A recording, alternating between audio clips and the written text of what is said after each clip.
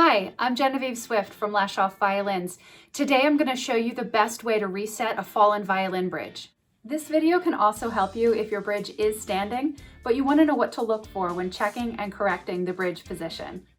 The bridge can and will move if the strings are mostly loosened or all of the string tension is released. Like most exterior parts on the violin family of instruments, the bridge has been designed to be easy to adjust and replace without changing the body of the violin. This is a brilliant choice considering each exterior part of the instrument has a different lifespan. This is a violin bridge. It is not glued into place. It's actually held in place with the tension of the strings. With proper care and maintenance, your bridge can last decades and your violin can actually last centuries. Before putting the bridge in place, we need to determine which side of the bridge is the front and which is the back.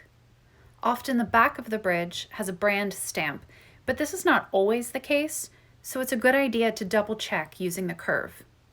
The front of the bridge is the side that faces the fingerboard, and the back is the side that faces the tailpiece.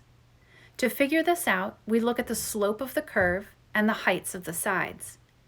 The shorter side of the bridge is the treble side with the higher pitched, thinner strings, and the bass side of the bridge has the lower pitched, thicker strings. The curve will slope down on the treble side. With a visual inspection, we see that this is the shorter side. You can also measure the size of the bridge if you're unsure. Rest the instrument on a table or hold it upright between your knees. I have a cork cradle on my table for today's demonstration, but you can use a towel or the blanket from inside your case to cushion the instrument. Next, loosen the strings by turning the pegs towards you so the strings are slightly slackened, but not completely loose. This slackness gives you the space to set up the bridge. You need a little bit of string tension to hold the bridge in place, but not so much that you feel like you're fighting the fiddle. Now put something soft between the tailpiece and the top of your instrument. This will prevent the fine tuners and tailpiece from scratching the top. A soft cloth works well for this.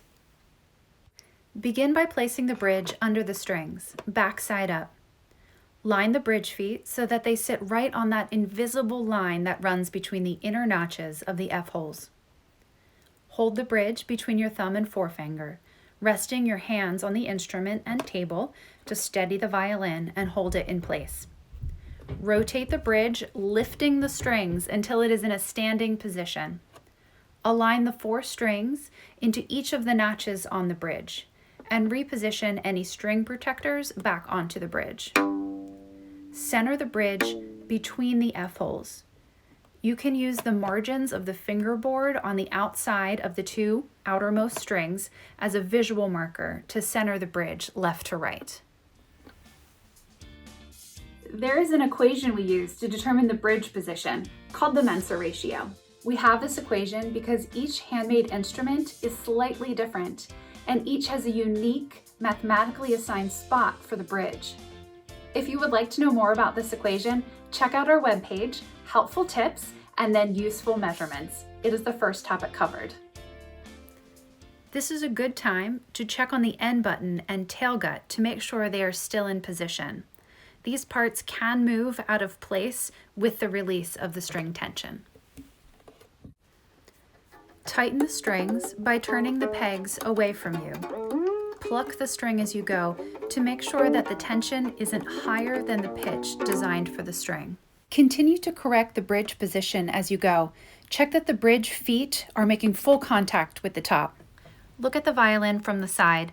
The bridge should be perpendicular to the top plate. You can use a paper corner as a guide for the 90 degrees if you like.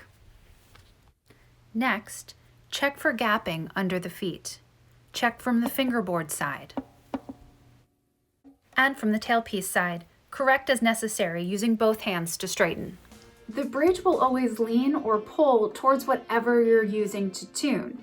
If you're using the pegs more, it will lean towards the scroll. And if you're using the fine tuners more to tune, it will lean towards the tailpiece. Make sure the bridge is always making full contact with the top of the instrument. No gapping at the feet, and no tilting towards the fingerboard or tailpiece. Bridges that are not straightened after they become tilted because of regular tuning will eventually warp and need to be replaced. A tilted or warped bridge will compromise the sound of the instrument. The strings can buzz on the fingerboard, and it is at risk of collapse. Check the position of your bridge all the time, every time you tune your instrument. Now that you know what you are looking for, it just takes a second. It is not uncommon for the sound post to have moved if the bridge has fallen. If your sound post has fallen, the instrument should not be played. This post is important to both the sound and the structure of the instrument. Go to your favorite luthier for a sound post reset. Now it's time to tune your instrument. Keep an eye on that bridge. For help with tuning your violin, check out our video, How to Tune Your Violin. And for more information about our store, check out lashofviolins.com. Thank you for watching.